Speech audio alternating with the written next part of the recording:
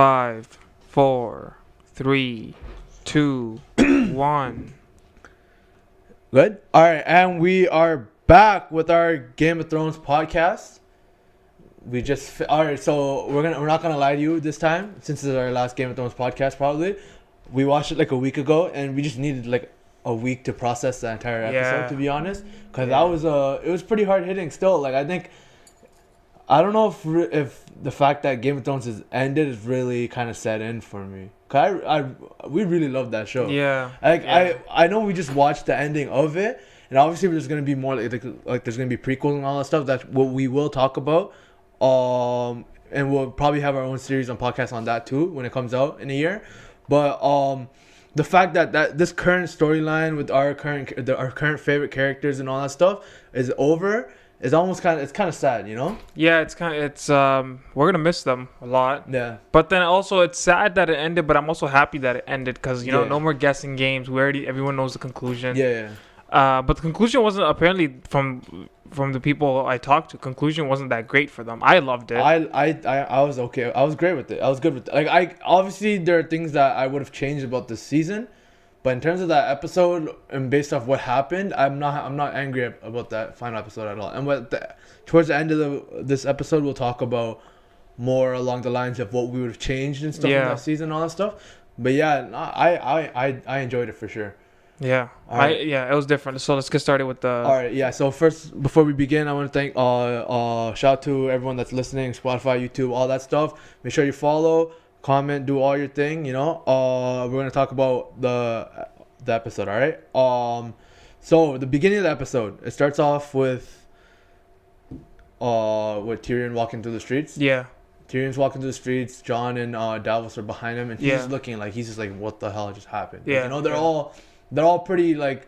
When you watch half a city get burnt down like that, you're gonna be pretty fucked up. Yeah, it was sad because you see how Tyrion and not so much Jon, but Tyrion, especially in that moment, he's kind of like, he's kind of rethinking his whole process of should he is Dany's the bad person now? Like should he not follow her? Like he's kind of recalculating all that in his brain, and I feel like that's why the directors probably put that scene in there just to show us that, like Dany has done all this, and now Tyrion's thinking about all this, and now he's gonna probably switch sides or something like that, right? Yeah, to me that scene was just like it just showed, even for Jon too, because like Jon and Tyrion, after everyone was telling them like, yo, like Dany is not that good of a queen, don't be loyal to her, like get her out. They were the final two that were very adamant that she was good, and she did this. So, right. I think, it was a whole recalculation scene for them. But yeah, so they're walking through the streets and all that stuff, and we come upon, so Tyrion leaves. We'll talk about that in a second, but we come upon Jon Snow, comes upon Grey Worm. Yeah. They're executing Lannister soldiers and stuff, right? And so you get like a little bit of like a back and forth between him and Grey Worm. And you think shit's about to go down. Yeah. Like, it gets to that point. Like, Grey Worm is loyal to Dany to the bone. Dany's the one that freed him from the slave masters and all that stuff, and was best friends with his girlfriend, all that stuff. Like, he was loyal to Dany to the core, to the end. So at this point, although Jon is loyal to Dany, at the end of the day, Jon is usually about what's good for the realm. And at that point, he's kind of like, like these guys don't have to be killed. Like he's more empathetic, right? He can think on his own more. Yeah. So he's thinking in that situation, these guys don't have to be killed. The war is over. We've won. Take them as prisoners, like mercy. Like he doesn't want to kill people unless they have to be killed, right? Yeah. And I feel like even Grey Worm, he was a lot more stiffer than he is in regular episodes. Yeah. And I feel like that was done to show kind of Dany's stiffness in a way, like through her like extended arm type of thing. Yeah. Because now Grey Worm's like there's no mercy, in Grey Worm anymore, and there's no mercy in Dany anymore, and there used to be. You know what I mean? Yeah. So I feel like the stiffness of Grey Worm would be kind of like predicted by the stiffness of Dany. Yeah. Right. And you're right. Like Jon Snow is a merciful man, and the antagonist just switched straight to Grey Worm in that situation. Word. So yeah, that was like it was pretty hostile. Davos as usual, he's trying to resolve the situation and all that stuff, and they're like, yo, let's go talk to the queen. So they leave. Lannister guys get their necks cut off. And the thing is, I want to talk about from the last episode. that battle scene really did a really good job of the bad guys looked like the good guys, like the Lannister guys were helping the civilians try getting and everything, and then all the good guys were looking like bad guys because they were like raping and like killing like innocent people and like fire and all that stuff. That was pretty cool. It was like at that point you kind of like looked at the episode and you're like, oh, like who am I really cheering for now? It's like because both sides were like, you know, are fucked at that point. So we go to Tyrion. He's walking through the Red Keep and all that stuff. He's looking around. This was his home at one point. Yeah. So he's looking through. This is the first time he's been in King's Landing since Joffrey died, almost like since the trial, right? Yeah. So and he got away.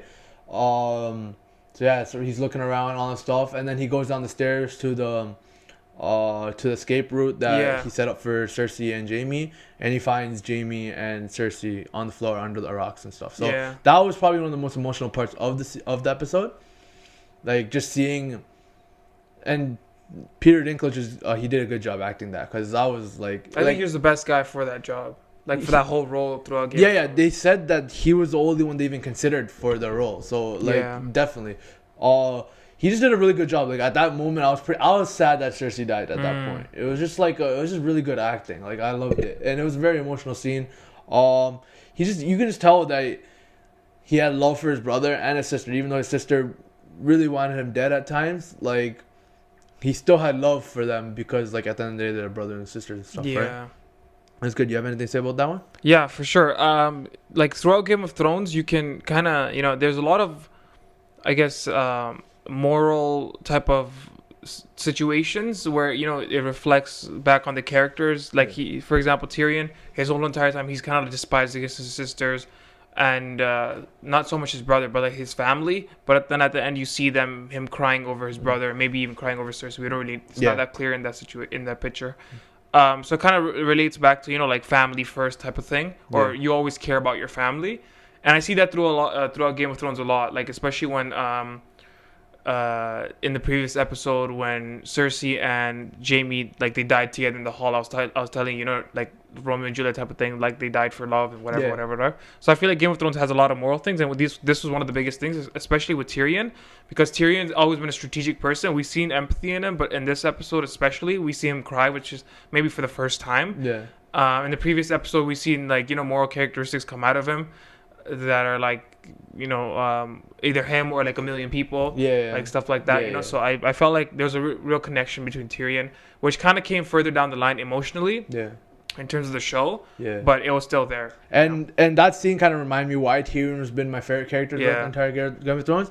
He's really that person amongst all of this where you can like he's just like, it's almost like he's thinking what we're thinking, where he's feeling what we're feeling. Like he kind of like he just feels like a representative of us, the watcher. I don't like, that's why I felt like when I watched the show, that Tyrion would always be that one to like make that remark when we think we would make that remark or make that comment. Like he was just always been my favorite character, you know. So that's why I just love that he killed that scene. That was dope. On Tyrion's topic again, you know, one of my theories, I guess, of why he was failing to please Dany at the end, you know how like he miscalculated his attacks and stuff. I feel like Dany was subconsciously going towards a different path, and Tyrion was subconsciously going towards a different path.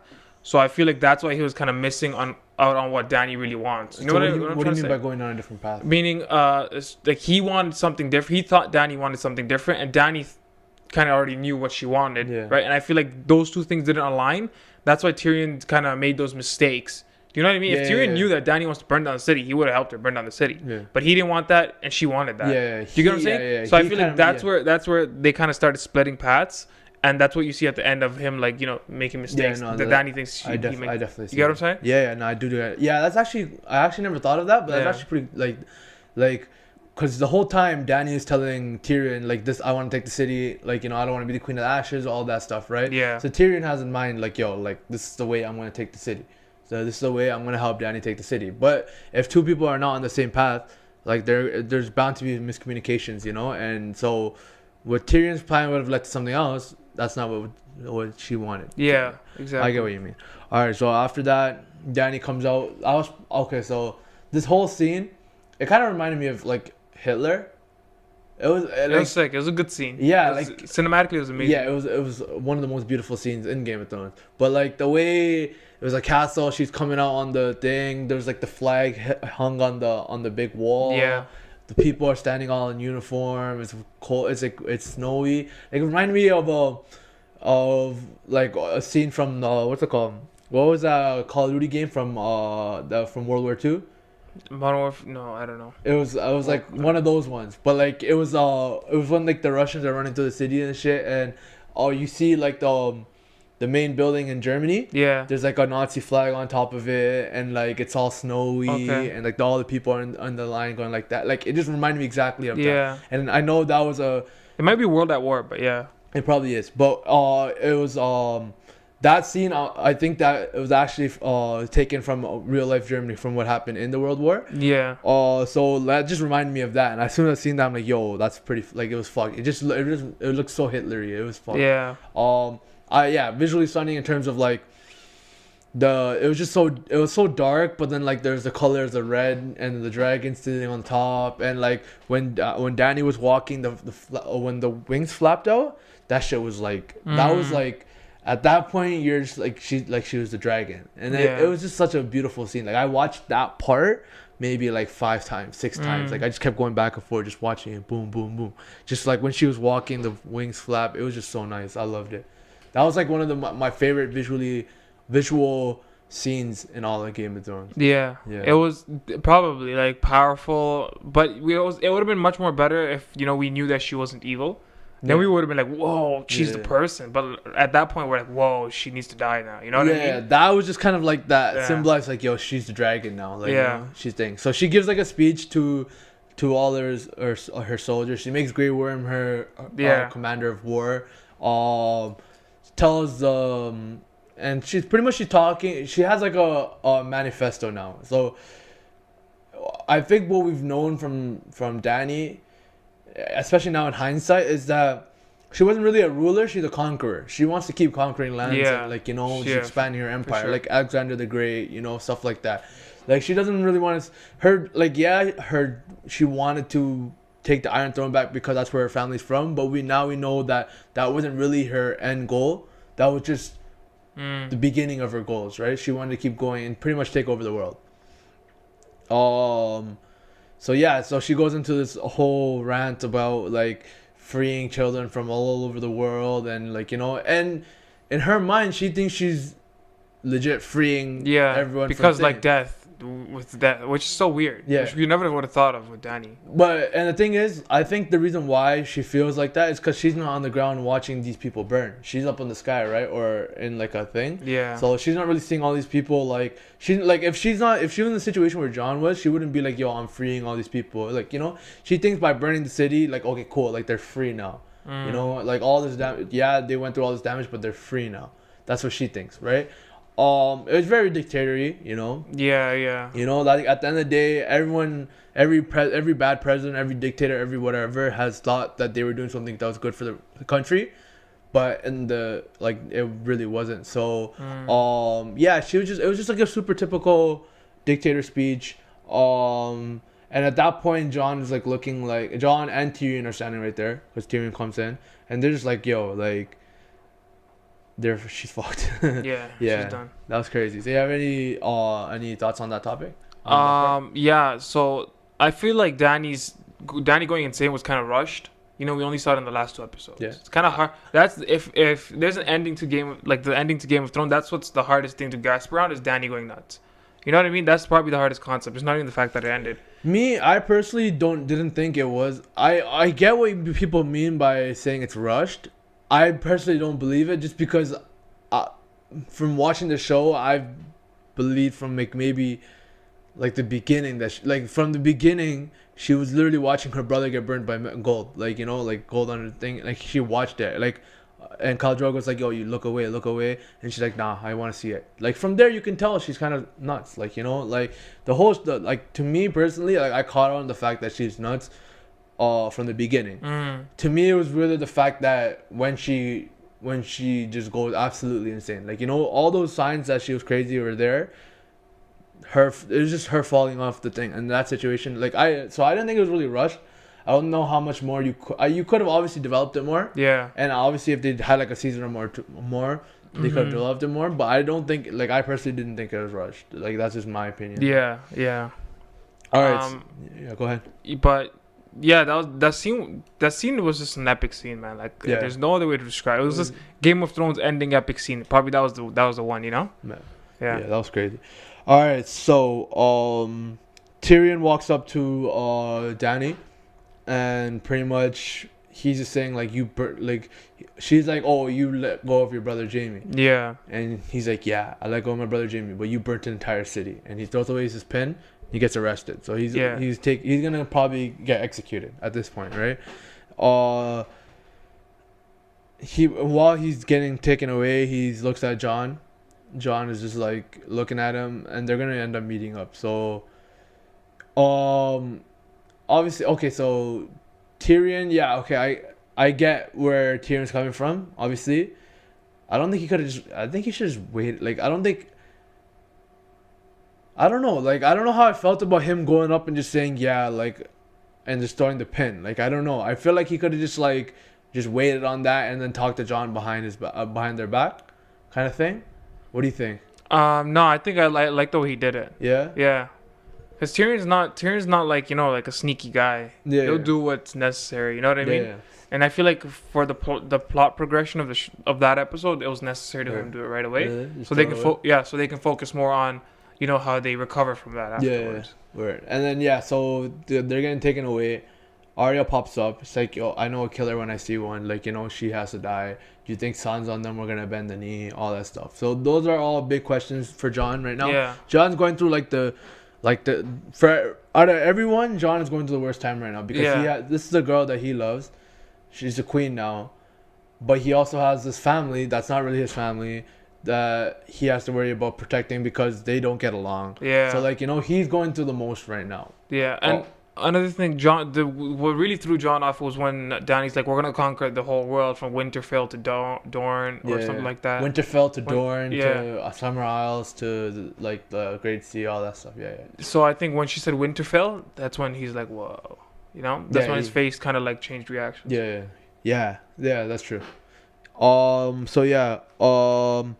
Jon visits Tyrion in jail. They talk, and so this is like a very key point for Jon. I still don't think Jon has thought about killing Dany yet. I honestly don't think he thought about killing Dany until they're in the throne room together talking. Mm-hmm. But yeah, so they're having a huge chat. Love is the death of duty. All that stuff comes up. And so Tyrion is telling Jon, yo, you know what has to be done. Yeah. Like she made a speech about liberating the entire world. Yeah. You know, you have the power to stop it, you know. Do something about it. And he knows, he's like, yo, I'm not gonna live long because Dany's gonna execute me. But yo, like before thing, and he raises, and this is where they raise the question of, oh, does Sansa and Arya bend the knee? And it's no, they're not gonna bend the knee. They've already suggested that they're not going to, right? And then so that leaves Jon with you know, just a like what to do kind of thing, you know? Yeah, so in that situation when they were talking, I felt like it was kind of long and there was like a lot of unnecessary conversation, but it was their last conversation, so I see why that happened. Yeah. You get what I'm trying to say? Like, I couldn't really wrap my head around that conversation. Yeah.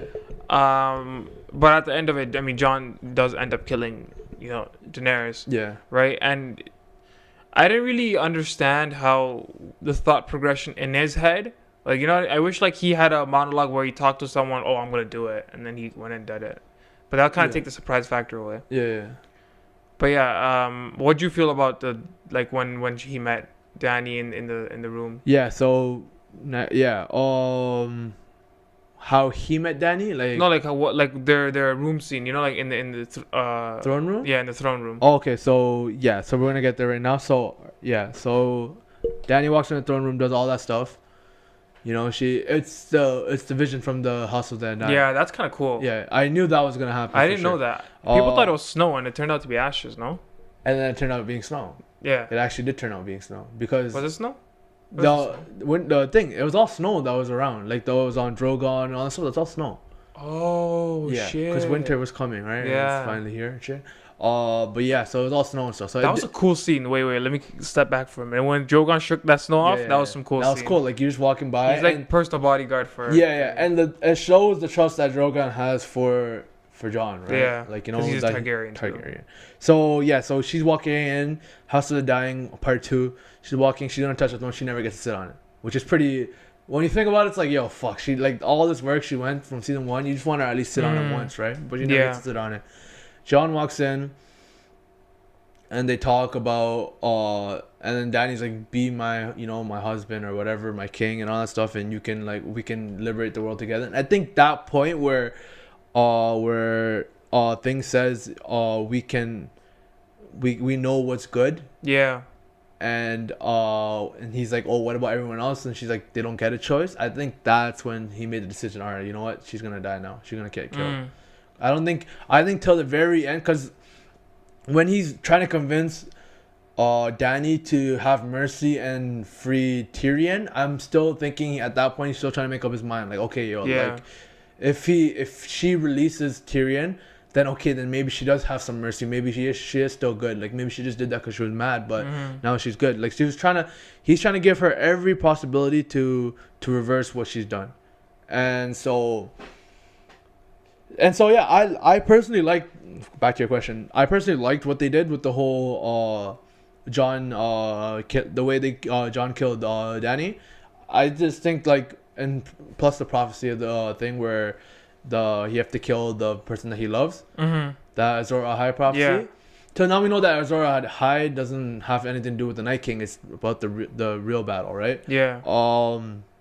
And the way he stabs and all that stuff. So I liked it. It kind of caught me off surprise first, because when they were kissing, I'm like, oh fuck, these guys, like Jon's such an idiot. This guy's going like back just like Ned Stark would have, like, you know. Yeah. Like, you know. And then the music stops and then you hear the gas. Yeah, I was like, oh, he did it. Like I didn't think he was gonna do it there. Like I thought I was gonna, like, I think it was like only 40 minutes into the episode. I'm like, yo, still an hour, like it's still like half, like 30 minutes. Like there's no way he would do it right now, right? If anything's gonna be towards the end. So it was cool how he did it, and the dragon realized that he did it right away. yeah, the dragon, there's like a connection with the dragon and on Danny, so he knew that dragon part. A lot of people had an issue with. Well, why did they have an that issue he with it? burned down the Iron Throne? No, but I feel like that's a good thing, no? Yeah. That's like an ender to that whole the throne throne but situation.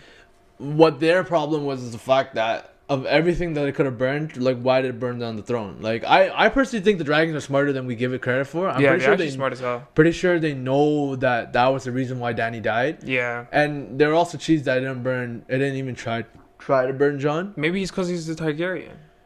I don't think that's why. I just feel like the dragon was frustrated and it was just like, yo, and it knows that Jon loves Danny. Yeah. So I feel like he just like. But does it know that Jon killed Danny? I don't know. Yeah. It probably does. I don't know. That's a debatable topic. Yeah, that's debatable, because I feel like maybe if he did know that he killed Danny, then he probably would have burned him. But I don't think. I think he just had so much trust in Jon, and that scene from before where Drogon lets him go by. I think that was to show us that Drogon trusts Jon, and so the fact that they were in the same room and she was dead, I think the dragon genuinely believed that Jon probably didn't do it and just burned the throne and left. You know, how we don't know for sure. What it would be.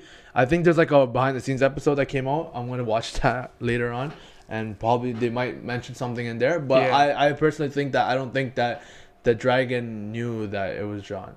What do you think? I think I don't know. I genuinely don't know what the dragon knew. Yeah. But I heard stuff on YouTube where it's like the dragon thought it was a throne because it had pointy swords on it. No, that was just people being stupid. Yeah. But I mean, the dragons were the ones who built that thing, right? Yeah. So I'm guessing it's a good thing that the dragon burns down. Yeah. But the fact that they gave Drogon so much respect by making him fly away and not making him go to like Brandon or like Jon's, you know what I mean? Like, so I feel like that's a good thing that they give Drogon that much respect in the show. And the thing is, apparently Drogon is supposed to be the second coming of the same dragon that made the throne. So it's kind of like a full cycle for the throne. Yeah. So because like it's like the first black dragon, and it's called the Dread, Valerian the Dread, and this is like the Dread Dragon or some shit like that. So there was some connection. I forgot what exactly it was, but yeah. So it was dope. Drogon grabs Dany's body. So Drogon burns the throne down. Yeah. Throne's gone finally. He's a big dragon. Yeah, he's huge, and he's only 6 years old. Yeah, he's gonna live to like 200. Yeah, and so Drogon takes Dany's body and flies away. I think they've gone back to Valyria.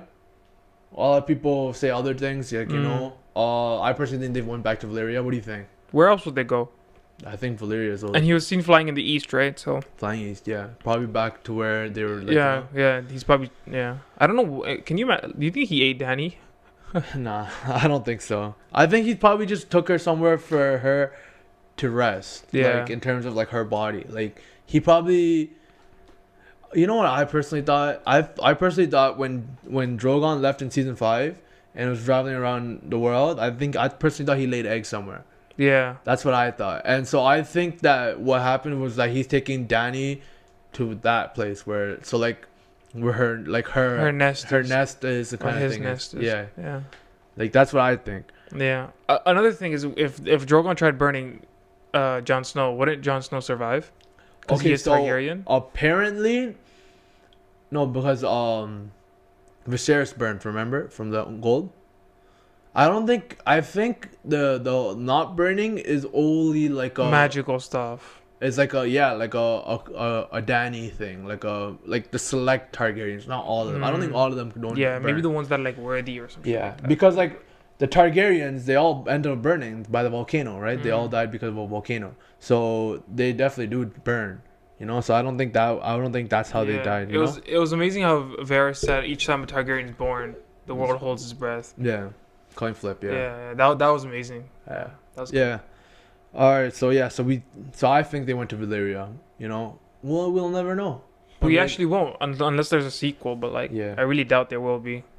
I don't think there's gonna be a sequel. I think there might be something prequels. for more future. Yeah. Like 10 years, like not 10 years, 100 years down the road, kind of thing. Maybe they're planning on doing like 4 different. But realistically, since Brandon is the three-eyed raven, doesn't he kind of live forever? Because the other guy did. They live a long time, but they don't live forever. Okay. That guy, I think, was alive for like 200 years or 300 years. Yeah, so this guy might be king for 200-300 years. Yeah. With Drogon, if he finds Drogon. Or he might get killed. Yeah. Yeah.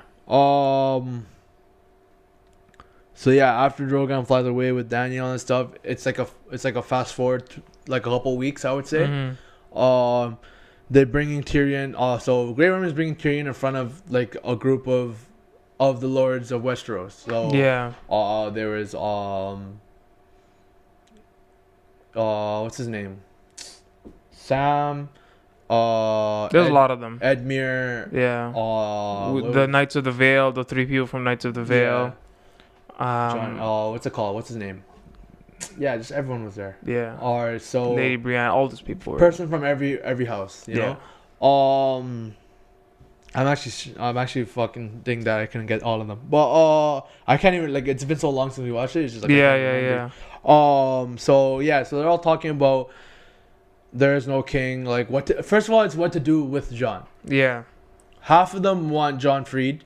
Half of them don't. Okay, so. Well, Baratheon, what's his name? Gendry. Gendry got appointed by Dany, so I'm pretty sure his claim is legit. Yeah, I'm pretty sure his allegiance with Dany.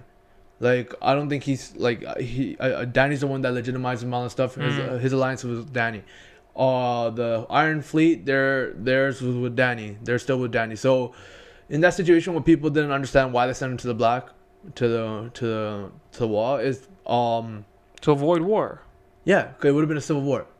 You know, half of the country is with Jon, half the country was with Dany. Yeah. So you can't put Jon on the throne because they would have ripped the country in half, and if they can't kill Jon because that would rip the country in half. So that's why sending him to the black, although they don't really need the Night's Watch anymore, sending him there was like the biggest punishment they can find, which was like a middle ground for both sides. Yeah. You know, so after this, so people, a lot of people had a issue with them sending him to the black. So Even I had an issue with that. You think so? You Yeah, really? yeah, I didn't like that. Why? Like, what do you mean sending him to the black? Like, he's such a good character. I mean, I felt like he even had an issue with that, but he couldn't say anything.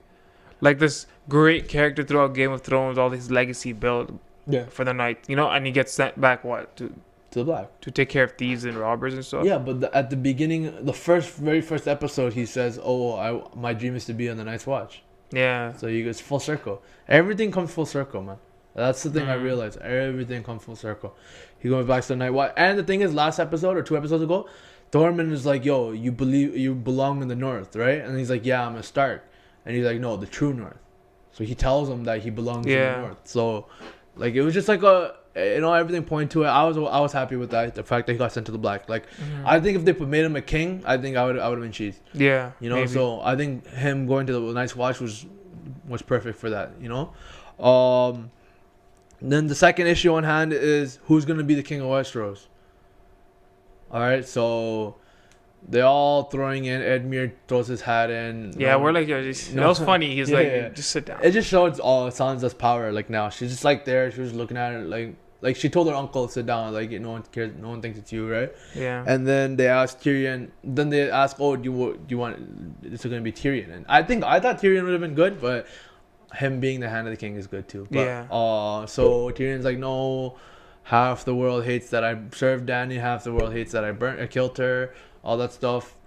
So he comes up with the conclusion. He says that I've been thinking for so long, and that stories are our best asset and all that shit. And so because of that, it should be Bran. What do you think about Bran? I think Brandon is probably the most unpredictable king, but he's a good king. I think he's probably the smartest choice. He's probably he knows the most knowledge. I think he's the best with it. I was not upset at all with the decision. A lot of people were upset that Brandon was. But a lot of people don't watch Game of Thrones like we do, right? Yeah. So and that's another thing I realized with like the pickings of the episode, is that a lot of people are just upset that they didn't get to see what they wanted to see, like Jon on the throne. Yeah. Right. But from a story point, it's more attractive to critics who actually criticize the show to have different varieties of characters doing different things in the finale. You know.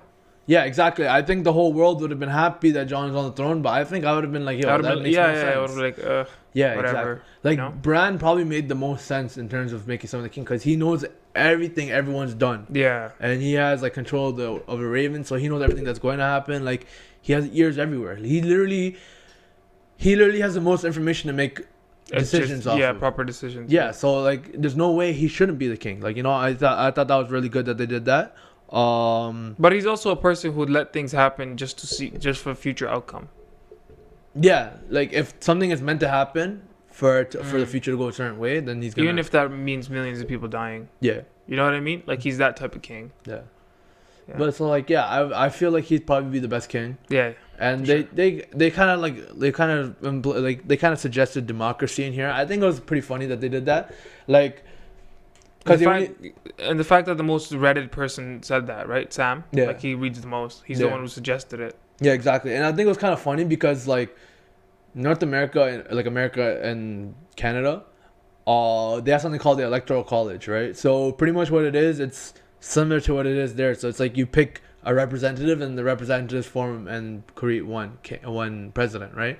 So it's not true democracy, like where the people vote and it's popular vote is on top. It's more of like, it's like the next level. So the fact that they suggested democracy and like, oh yeah, maybe the dogs will vote and the thing will vote, and they laugh at it, I think it was kind of a shot at how things are done current world right now. Yeah. The fact that we haven't progressed fully towards a democracy where everyone benefits, right? Yeah. I think it was kind of like it was just trying to nod to how primitive we still are, you know? For sure. Yeah, I think it was like, you know, it was a small political jab at how the world is right now, which I enjoyed. I liked it. I like the comedy aspect of that too. You know, everyone's laughing at it. It's like, you know, that really shows their medieval times. You know what I mean? Yeah, that's good.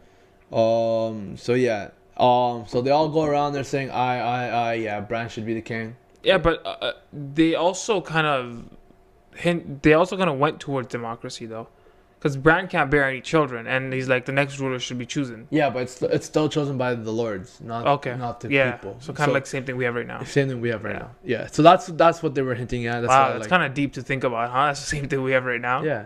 And they're like, how many years ago is this? Yeah. Like, you know. So yeah, that's what I liked about. That's what I enjoyed about it. I don't think people caught that, but I did.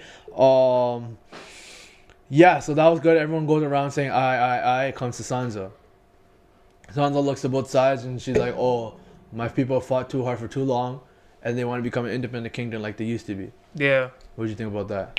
I didn't see it coming, but I mean, you know, Brandon said yeah right away. Yeah. Right. So I didn't really know what to expect from that at all. I didn't have. I seen it coming from when she asked Dany, what about the North? Mm-hmm. I think Sansa for a long time has been wanting to split up. Mm-hmm. And now that she had the opportunity, she took the shot. And since Bran is on the throne, he's not really going to. Bran is the North person too. Yeah. So, I mean. So like, you know, they split off. So the Starks run Winterfell, not Winterfell. The North. Westeros. Yeah.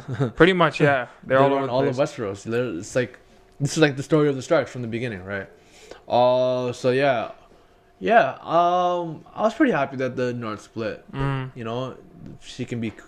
Queen and all that stuff. There's not much content for me to grip on to be happy with it. Like there was nothing really shown. So I'm like, yeah, that's the ending. I think to me the character that most redeemed herself was Sansa. Sansa, yeah, for sure. I hated her in the beginning. Maybe the first 5 seasons. She's a bitch. And then ever since after she got away from Ramsay Bolton, she's been an excellent character ever since. Yeah. Like she's really grew and learned and stuff, and she even said that in an episode where it's like if it wasn't for Ramsay and Joffrey, she'd still be a little bird. So she took all their trauma and she learned from it, and she prospered. She's probably the biggest glow up in a character in terms of like how they become personally. I don't think the maybe biggest glow down is probably be maybe Jon, to be honest. You think? I think it'd be Dany. From out of I like that. I'm okay. Yeah, literally. Yeah, but he kind of liked how she went crazy. I don't know. Yeah, I mean, it was. You know, I just it was just plot. So yeah, I didn't really I get what you mean. So yeah, so Dany and thing kind of made like a switch. Like imagine if Dany was like Sansa, like she wouldn't have died. But then it wouldn't be that fun to watch. Yeah. I mean, for the people who don't really watch it in detail, it would be like awesome. But. All right, so. They all vote Bran the king of the 6 kingdoms now. It's not 7 anymore. So Bran's first order is pretty much Tyrion's the king, the hand of the king. Yeah. So Tyrion's destined to be the hand of the king wherever he goes. Like he's been it for Joffrey, he's been it for Dany, and now for Bran. He's a good hand of the king. I was happy regardless. I predicted Tyrion on the throne. I think. Yeah. First I predicted no one on the throne. So yeah. But Tyrion as Hand of the King, I think was perfect. It was either gonna be the Hand of the King or the King. He's one of the smartest people in the thing. You have to give him that, you know. He's good with it. I mean, he's always good. He's been good with it. He made a couple mistakes, but that was obviously what we thought would happen. What do you think about Tyrion being on the throne? Tyrion's not on the throne, but. I mean, as the hand, I think it's good. That's his destiny. I mean, he was like that since day one. So. The craziest thing though is technically Tyrion is on the throne because Bran is like a very like removed character. Like from certain situations, he'll like work away or do other things. Yeah, he's a person that you just get decisions approved by. He wouldn't make the actual decision. Yeah, I feel like Tyrion is going to be the one that's making the actual decision. So to me, it was kind of cool that.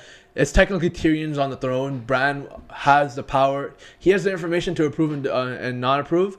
But I don't think Bran will be coming up with new stuff. I think that's going to be coming from Tyrion, and Bran will end up saying yes or no. So I think Bran and Tyrion as a duo on the top is really, great. Yeah, really good. I think that might be the best you can probably get. I would have thought it would have been the other way around though. Yeah, like Tyrion's on the throne and he's like the advisor. Yeah. But this way, Bran is kind of like a god in that sense, you know, or he just says yes. Approves. Or no, yeah. So I was happy with how that ended up. I think some people were not happy the fact that Tyrion, who was in shackles like a prisoner, just made the decision of who gets to be on the throne.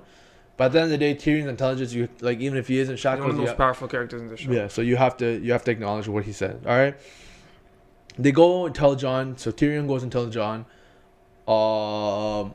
Yeah, to keep everyone happy, you would be Yeah. sentenced to the Night's Watch. And he's like, it was hilarious. Yeah, he kind of smiled. Yeah, Yeah. yeah. He's like, there's still a Night's Watch. Like I laughed too, you laughed. Like it was just funny the fact that he had to go to a Night's Watch Yeah. again. It was just hilarious. Yeah, you can bear no kids. And then so John asked, "Oh, did I make the right decision?" So John's gonna live with that the rest of his life. Yeah. He's never gonna know if that was the right decision or not because, A, you don't get to see Dany on the throne, so we don't know what she would have done. She could have like gotten better and just like whatever, or maybe Bran ends up sucking, and maybe Dany should have been like you never know, right? We don't know what's Yeah. gonna happen, so that's why Tyrion's like ask me in 10 years, you know. Yeah. So, great. John gets into the Night Watch. Grey Worm is going to Noth. He's trying to live out his dream with his dead girlfriend. Yeah, which sucks. Yeah. Well, I mean, yeah, that's why he probably went so mental.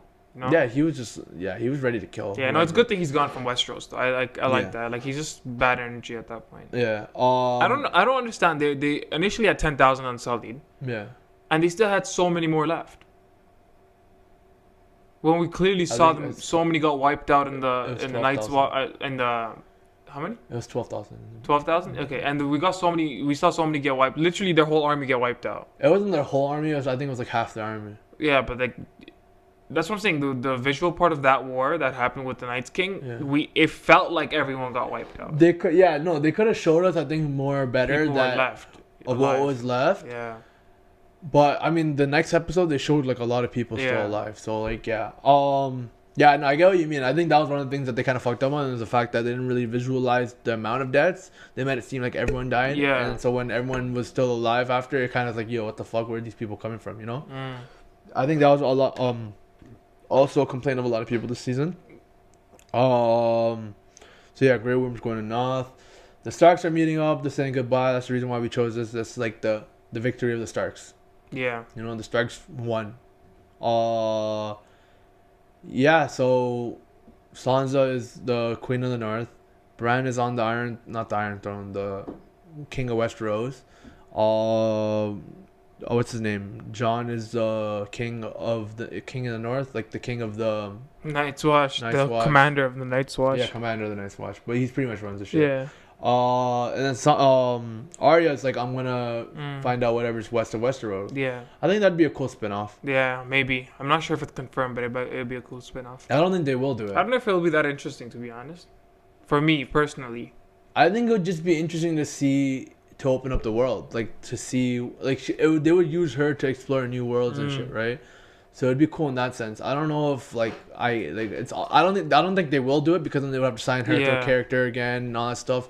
I don't think they'll do it. And another thing is, personally, I never found Arya to be such a dynamic character in the sense that she has so many different, emotions, this and that. I thought of her as like a raw killer and like she just knows what she wants. Yeah. So I feel like her in her own show it wouldn't work out the best because she doesn't have that many emotions to play with. Yeah. Do you get what I'm trying to say? I get what you mean. Yeah. Yeah. So yeah. I would still not be mad if they did do that, but I think it'd be cool. I don't think they will. It wouldn't be as colorful as Game of Thrones, Honestly, I don't think any of them will be. Yeah, maybe the prequel. I don't know. I think the prequel might be. The prequel is going to be very good visually and in terms of thing, but the thing about Game of Thrones that I think we all loved is that there were 7 kingdoms. Yeah. That were like pretty powerful in their own sense, and they were all making moves to the top. I don't know if like the prequels, like from what I've heard, it's like the creation of the Night King. So it's the people, Children of the Forest, White Walkers, like 3 groups. There's giants, all those. Yeah, giants and all that stuff. They're probably gonna fight for the people or the children of the Forest. I've seen ones about the rise and fall of Valyria, which is just strictly Targaryen. Like there might be different groups in those. That would be fun to watch because the rise and fall kind of sounds super political. Yeah, like it's not political. They died because of the volcano. But, yeah. Oh, I didn't even know. They didn't. Yeah. So, but what's it called? It just shows like Aegon coming over and creating the Iron Throne, King's Landing, and all that stuff. Like all that stuff. Like they have like 4 different ones. One is already being filmed. So next year apparently they're gonna release that next year spring 2020. Yeah. All the three are still being written, but they haven't really ding it yet. I just hope they're good. I would like to see the universe expand and see more, and yeah, it should be dope. I think. But I wouldn't be mad if there was no prequels or sequels. And they just ended it. They just ended it. Yeah. I wouldn't be mad. Yeah. I'd be like, okay. Yeah, it's cool. But they're just milking the money. the thing about the prequel though that they're making, a lot of people had an issue with how the Night King's intentions and all that stuff. Then that prequel that's coming out next year, that's gonna take care of all of that. Yeah. So that's good. They're gonna probably tell us about how the Night King, because they did show us how the Night King was created, but show us more in depth. Show us the battle between the people, the Children Force, and all that stuff, how it all came to place and stuff. So I think the prequels are gonna be dope. Another thing to point out, in the beginning of Game of Thrones, all the Starks kind of separating, and in the end they're all kind of separating. Yeah. You know what I mean? Oh yeah. So that's another thing to point out. But like, what I don't get, everyone always says Starks don't do well when they go south. Well, Bran is the king now. Bran's not a Stark. Bran's a Stark. No, but he said it in the middle, like in the I'm not like he's not Brandon Stark anymore. So I mean, technically he's not a Stark. Technically, he's not a Stark. I mean, Arya left the North, no problem. No, like when they go south. Yeah, I mean, she left. She's not a part of the North anymore either. Yeah, but right? she's going somewhere, like, you know. I think that they met King's Landing when they went south. So he's going to be south. He has a new sigil now, Bran. Have you seen it? I haven't seen it. Have you seen it on Brienne's chest? It's like a raven. Okay. Yeah, so that's pretty cool. I've seen that. So yeah, speaking of Brienne, she's a new Lord Commander of the Kingsguard. She's writing in the book. Pretty much all Kingsguard guys, they get a page in the book, and so she's filling out Jaime's about what he's done, because Jaime's been a very misunderstood character. Yeah, and in the beginning, Jaime had nothing in the book. Yeah, so everyone was just like, oh, like, and I think remember Joffrey was looking through the books like, oh, Arthur Dayne did so much, Barristan Selmy did so much, Jaime, you did nothing. Like, how are you gonna guard me and shit, kind of thing. Like, he was just making fun of his uncle, right? But yeah, it was good to see her fill in everything thing. It was a good conclusion of that Jaime thing. Mm-hmm. It was like Jaime's always been so misunderstood. Yeah. From like the beginning, so it was great to see that Jaime got that got written in history. Like, died his queen for protecting his queen and all that stuff. It was good. I enjoyed that. Ended off with the new small council. I think we had a problem with the small council. Yeah, we did. It's too amateur for a small council. Because what's his name? Bronn? Yeah, because of Bronn. I didn't like the fact that Bronn was on the small council. I felt like he should have been killed off. But anyways, the fact that he was... it wasn't like what we see in Game of Thrones, because Game of Thrones small council meetings are really, like, mostly with serious people and evil people. These were all just good people. Except for Bronn. I don't know about Bronn, but... Yeah. They're all just good people just trying to start over again, Yeah. No, it was there's like that level of seriousness was not there. Like, I mean, which I don't mind, but like usually in previous seasons the small council meeting was the greatest minds in Westeros. Yeah. Exactly. And so now it's like the first time Meister Samwell, a lowborn who finally got a castle. Well, he got the biggest castle, like the richest castle. So you got that, and then you have what's his name? Davos, like a pirate. So it's like it's not the same as what we had before, but I think the whole point of breaking the wheel kind of thing is to change the way things are done. And they will be. I mean, with Tyrion making sure that everything's being done, it will be done. Yeah, so like they're gonna gain experience and they're gonna be good. I feel like that's a pretty safe council to choose.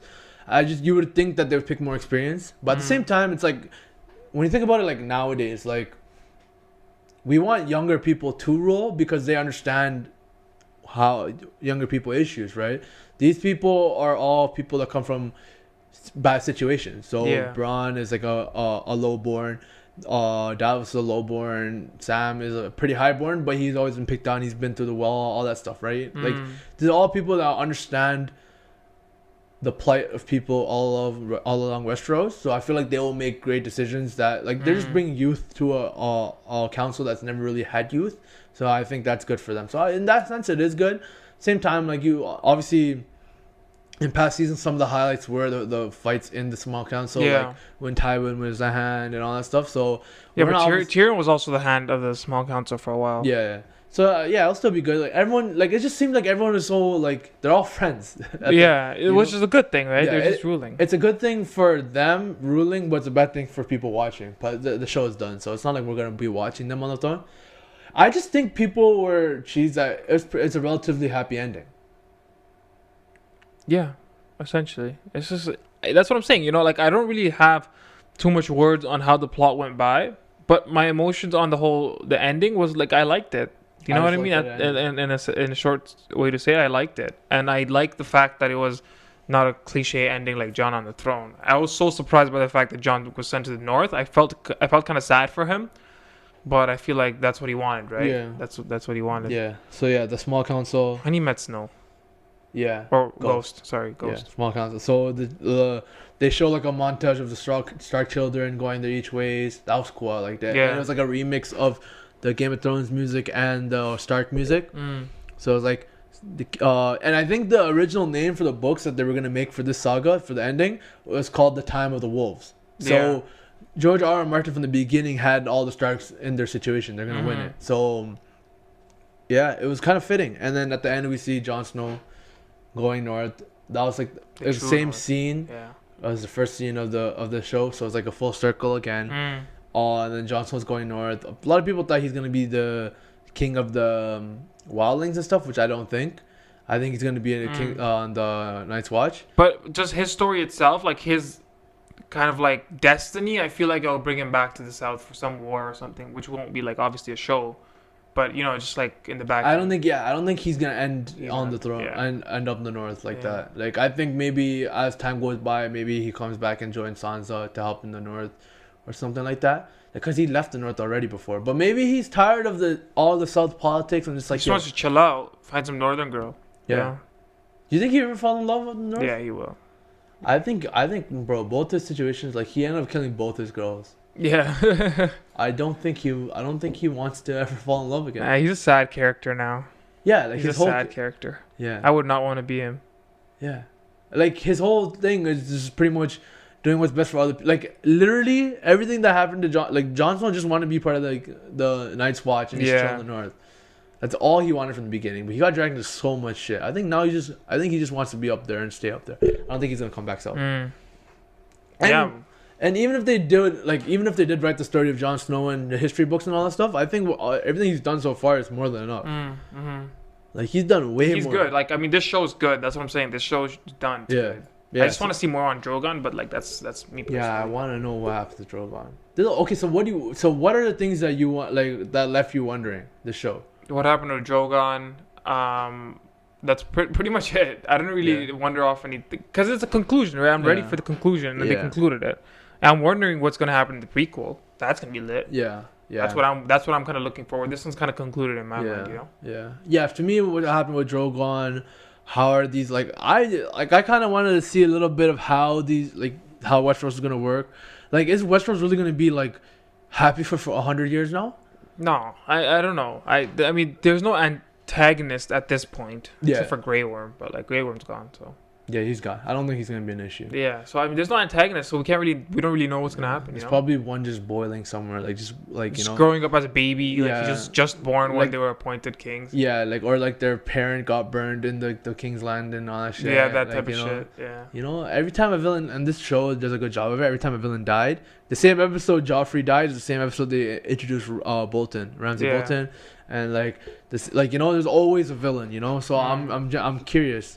Yeah. And I feel like they will do maybe one about 100 years down the road. I hope so.